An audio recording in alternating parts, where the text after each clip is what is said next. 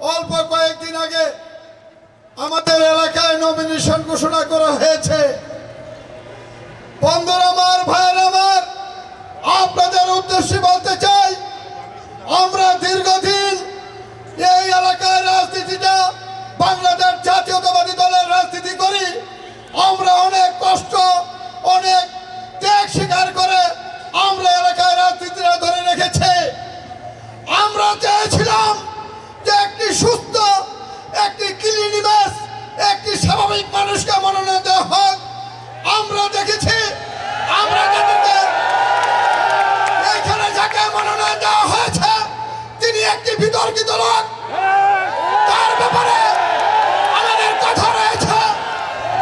আমি আপনাদেরকে বলতে চাই, আপনারা আমার সাথে একটু হাত উঠে দেখাবেন, আমরা কি ভালো মানুষ চাই?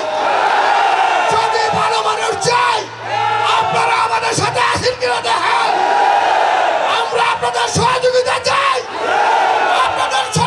আপনাদেরকে সাথে নিয়ে আমাদের সিনিয়র নেতৃবৃন্দের কাছে আমরা আহ্বান করব। এইখানে আরো অনেক লোক রয়েছে, অনেক পরিবার বান্ধব, কর্মী বান্ধব নেতৃবৃন্দ রয়েছে।